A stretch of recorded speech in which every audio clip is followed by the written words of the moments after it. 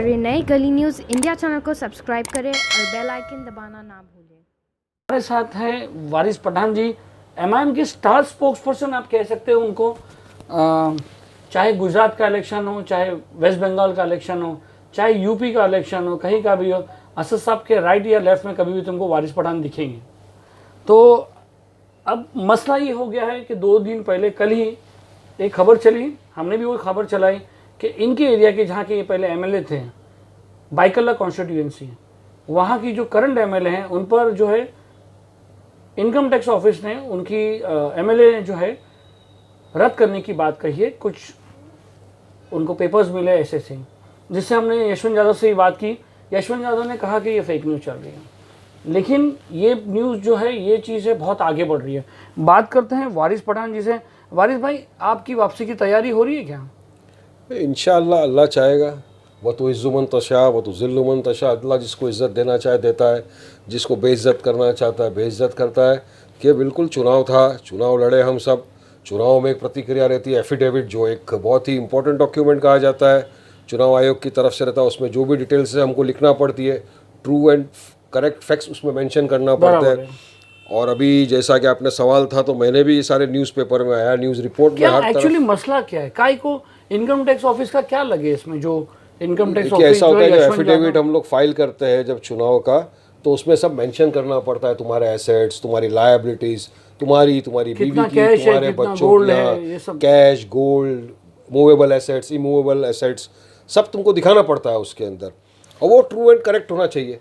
अब जो जानकारी मिल रही है और जो न्यूज़पेपर में, सब मीडिया में जो सब जगह चल रहा है, उससे ऐसा लग रहा है कि जो शिवसेना की उम्मीदवार थी मेरे बाइकल्ला क्षेत्र की, यामिनी जाधव, उन्होंने एफिडेविट के अंदर कोई चीज़, यशवंत यादव की भाई, यशवंत यादव जिनके हस्बैंड स्टैंडिंग कमेटी के चेयरमैन है शिवसेना के, बीएमसी के कॉरपोरेटर भी है।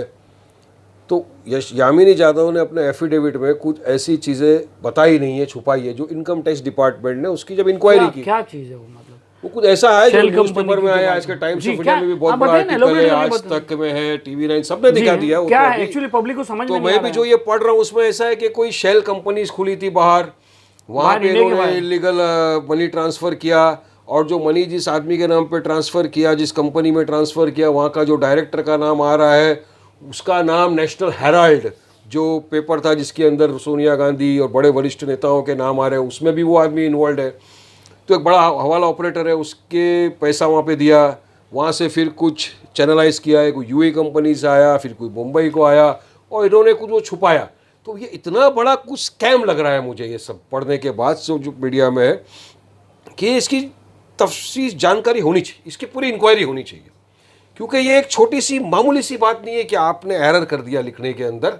ये ऐसा लग रहा है कि ये पूरा के पूरा मनी लॉन्ड्रिंग का, एनफोर्समेंट डायरेक्टरेट, ये सब चीज़ इसकी इंक्वायरी करना चाहिए। देखो, आईटी डिपार्टमेंट ने इलेक्शन कमिश्नर को लिखा है कि इनका जो है ये एमएलए की सदस्यता ये रद्द करनी चाहिए, डिस्क्वालीफाई होना चाहिए, क्योंकि फेक एफिडेविट है। और होता है, अगर एफिडेविट में अगर आपका ये मालूम पड़ता है इनको कि फेक है, तो इलेक्शन कमिश्नर को पावर है डिक्लेयर करे फेक, और स्पीकर को पावर है डिक्लेयर करने का। 15 करोड़ का अमाउंट बता रहे हैं, 14 करोड़ वो ऐसा दिखा रहा है कि कुछ 15 करोड़ रुपये का जो अमाउंट था वो यशवंत यादव परिवार ने दिखाया नहीं, और एफिडेविट में जो जानकारी दी है वो फेक है। कंपनी क्या होती है ऐसा नॉलेज के लिए? शेल कंपनियां, बोगस कंपनियां लोग बना देते हैं बाहर कंट्रियों के अंदर, जहाँ पे यहाँ से पैसा भेजते हैं अपना ब्लैक, फिर उसी कंपनी से ऐसा होता है कि हमने ट्रांजैक्शन किया और ट्रांजैक्शन का पैसा आ गया वाइट होकर, तो ये घोटाला करते हैं काफ़ी। अच्छा, बातें तो हो रही है सब जगह, वेरी तो नोटिस। यशवंत जी ने कहा कि यशवंत जी से हमारी कल बात हुई, आईटी ने जो है लिखा है लेटर एनफोर्समेंट डायरेक्टरेट को, और आईटी ने लेटर लिखा है इलेक्शन कमिश्नर को। तो वही पूछ रहे हैं लेटर कहाँ है? नहीं, मेरे पास तो लेटर नहीं है वो वाला। मैं तो जो पेपर के अंदर आया है, देखो टाइम्स ऑफ इंडिया तो बड़ा न्यूज़पेपर है, आज तक जो है TV9 है, बाकी सबने अपने अपने इसमें दिखाया है, तो गलत तो हो नहीं सकता है। इतना बड़ा अगर गलत न्यूज़ कोई डालेगा तो उस पर तो डेफामेशन केस हो जाएगा। तो ये न्यूज़ के माध्यम से जो मैं समझ रहा हूँ, ऐसा लग रहा है कि ये कुछ दाल में काला नहीं है, पूरी दाल ही काली दिख रही है मुझे लग रहा है कि पूरा एफिडेविट ही बोगस है, और इसकी पूरी तरह से आईटी भी इंक्वायरी करना चाहिए, एनफोर्समेंट डायरेक्टरेट भी इंक्वायरी करना चाहिए, और इलेक्शन कमिश्नर इस पर एक्शन लेना चाहिए। इलेक्शन कमिश्नर नहीं, क्योंकि ये सदस्य है, एमएलए है, तो स्पीकर की भी जवाबदारी बनती है कि वो इनको जो भी अगर उनके सामने आता है सही गलत, अगर गलत है तो उनको डिस्क्वालीफाई करना चाहिए। स्पीकर तो महाराष्ट्र गवर्नमेंट का ही है और ये महाराष्ट्र गवर्नमेंट के एमएलए हैं। ये स्पीकर कोई भी गवर्नमेंट का हो, पब्लिक डोमेन में डॉक्यूमेंट्स है। इलेक्शन कमिश्नर चुनाव लड़ाता है, अगर इलेक्शन कमिश्नर लिखता है कि नहीं भाई आप इसको डिस्क्वालीफाई करो, तो speaker has to disqualify. They can go to the court, तो जाए ना कोर्ट में। फिर वो तो कोर्ट में 4 साल 5 साल लग जाते हैं। अब देखिए कोर्ट के फिर अंदर वो आपकी जाएंगे, जो उम्मीद पे पानी फिर जाएगा। अगर नहीं 4-5 ऐसा को तो अल्लाह है, देखो हम लोग को तो हार जीत अल्लाह के हाथ में है। नहीं, एक छोटी मोटी जो उम्मीद जागी होगी, हमको भी लगा कि भाई उम्मीद पे सेकंड नंबर पे हमने पहले चेक किया सेकंड नंबर पे कौन था, तो वारिस पठान हमारे हर दिल सलीम भाई, उम्मीद पे दुनिया कायम है, उम्मीद हर इंसान रखता है। जो अल्लाह की मर्जी, जो अल्लाह का फैसला मुझे कबूल है। मेरी बाइकल्ला की अवाम ने मुझे मोहब्बतों से नवाजा, दुआओं से नवाजा, और माशाल्लाह 24,000 वोट लेकर मैं 2014 में जीता था जब नया आया था। इस मरतबा मैंने 32,000 के करीब वोट लिए, तो कोई गम नहीं है, ज़्यादा ही दिया, ज़्यादा मोहब्बतों से नवाजा। बस इंशाल्लाह अल्लाह और एक मौका दे, अच्छा, फिर काम अगर करेंगे। यामिनी यादव पे कोई एक्शन होता है, यशवंत यादव पे कोई एक्शन होता है, या बात करते हैं यामिनी यादव पे कुछ एक्शन या डिस्क्वालीफाई हो जाती है, तो सेकंड चांस किसका होता है? क्या क्राइटेरिया है? अब तक तो आपने सारे कानून के बुक खंगाल लिए होंगे कि मेरा नंबर लग रहा है कि नहीं। काफ़ी इसमें मुख्तलिफ राय, मैंने भी काफ़ी काउंसिल से भी मैंने बात की है, कुछ जानकारों से पूछा आपकी है। तैयारी चालू है? नहीं, पूछना तो पड़ता है ना, अभी तो अपन तो एडवोकेट है, स्टडी तो करना पड़ता है। पीपल रिप्रेजेंटेटिव एक्ट जो पढ़ते हैं अपन, उसमें दिखा हुआ रहता है। तो ऐसे इसमें क्या होता है कि देखिए, अगर कोई कैंडिडेट डेथ हो गया या किसी कैंडिडेट ने पार्टी छोड़ा, उसको पार्टी ने डिस्क्वालीफाई कर दिया, तो वहाँ पे बाई इलेक्शंस आते हैं। लेकिन इस तरह का अगर कोई फ्रॉड करता है एफिडेविट में और अगर वो डिस्क्वालीफाई होता है, तो मेरी जानकारी के मुताबिक जो मुझे कुछ लोगों ने कहा, वो ऐसा जो सेकंड पोजीशन पे है उसको तो चांस दिया जाता है। कॉर्पोरेटर का लॉ है, पीपल रिप्रेजेंटेटिव एक्ट, उस हिसाब से। और जो भी डिसीजन ले, हम तो तैयार है हर चीज के लिए। अगर पार्टी बोलेगी वारिस पठान री इलेक्शन आया है, आपको यहाँ से लड़ना है, तो वारिस पठान इंशाल्लाह ताला पार्टी की बात पे लब्बैक करेगा, लड़ेगा इलेक्शन। और मुझे यकीन है अल्लाह की जात से कि जिसने यहाँ तक आपका और यशवंत यादव का, जीतेंगे। आपका और शिवसेना का गैप बहुत है ना, 20,000 का गैप है। पर मेरे तीसरे नंबर का वाले का भी बहुत ज्यादा गैप है। मेरे तीसरे पे तो कांग्रेस है, कांग्रेस और मेरे बीच में भी 11-12,000 का गैप है। यहाँ पार्टी वाइज हो रहा है, 52,000 उनके वोट है, आपके 32,000 है। तो क्या हुआ? अगर 52,000 वोट चीटिंग चकारी से लिए गए तो गिने नहीं जाएंगे वो? अगर एफिडेविट फॉल्ट है, कहने का मतलब है, मेरा ये कहना है कि अगर सिद्ध होता है कि एफिडेविट में इन्होंने गलत चीज लिखा है, तो फिर मतलब इन्होंने फ्रॉड किया। Affidavit is an affidavit, it is on oath, whatever I say is true and correct to my best knowledge, वो सा एफिडेविट होता है। एफिडेविट में अगर आप कोई गलत लिखते हो तो उसकी मान्यता रद्द की जाती है। यहाँ बात हो रही है इलेक्शन वोट के, 52,000 वोट के, जो भी है।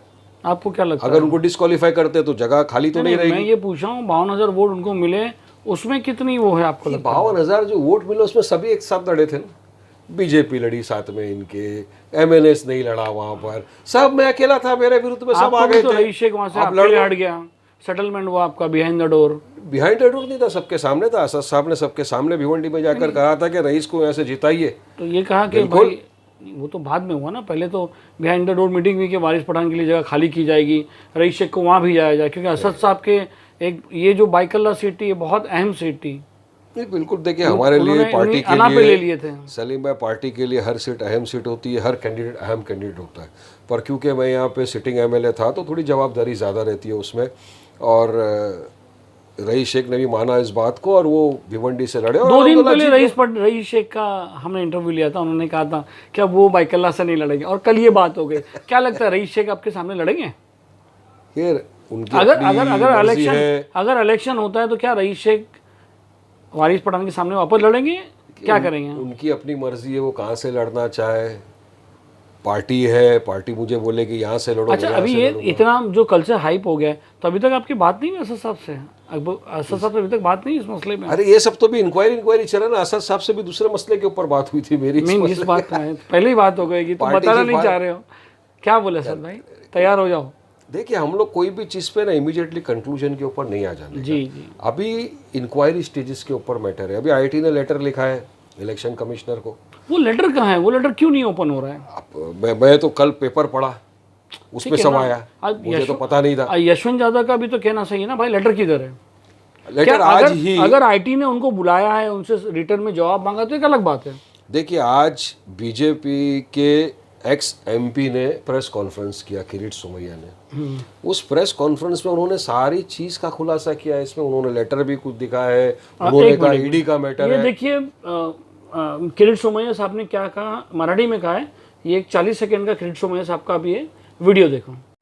मुंबई शिवसेना स्थायी समितीचे अध्यक्ष यशवंत जाधव, त्यांच्या पत्नी आमदार यामिनी जाधव परिवाराने कोविड कॉन्ट्रॅक्ट मध्ये मोठे घोटाळे केले। भ्रष्टाचाराचा पैसा कोलकाताची महावीर यांची प्रधान डीलर्स प्रायव्हेट लिमिटेड व अन्य 16 कंपनीद्वारा स्वतःचा कंपनीत मनी लॉन्ड्रिंग करून हा पैसा जमा केला आणि तो पैसा स्वतःचा परिवाराची विदेशातली UAE मधील कंपनीमध्ये तो पैसा ट्रान्सफर करून तिथे मिळकत उभी केली आहे। या सगळ्या प्रकरणाची चौकशीसाठी इन्कम टॅक्स, ईडी, निवडणूक विभाग, कंपनी मंत्रालय, बेनामी प्रॉपर्टी विभाग यांच्याकडे मी तक्रार दाखल केली आहे। हाँ, ये वीडियो में क्या था, मराठी में उन्होंने क्या कहा? उसमें सब बताया, उसमें कि मेरे ये लेटर लिखा है आईटी का, एनफोर्समेंट डायरेक्टरेट का। उन्होंने कहा है कि हमने खुद कंप्लेंट की है, एनफोर्समेंट डायरेक्टरेट को की है, इलेक्शन कमिश्नर को की है, आईटी डिपार्टमेंट में किसने किया है? एंटी करप्शन में की है, बीजेपी के वरिष्ठ नेताओं ने की है। ये क्यों कर रहे हैं? ये तो कंप्लेंट उनका ये कहना है कि ये जो पैसे थे, ये जो टेंटेड कॉन्ट्रैक्टर्स थे बीएमसी के, उन्होंने वहां से प्रधान इन्होंने कंपनी लिया है का, प्रधान और कंपनी। सब जगह ये पैसे को चैनलाइज किया है। तो उनका आरोप भी काफी उन्होंने खतरनाक आरोप प्रधान लगाया कंपनी उन्होंने। का वो क्या था? वो कंपनी एक शेल कंपनी ऐसा बताया जा रहा है ये मीडिया यशोदा के की माध्यम मैडम, से। ये यामिनी प्रधान कंपनी जो है ये सिर्फ एक कंपनी थी नाम की, जिसको यूज करके लोग ब्लैक का पैसा व्हाइट करते थे।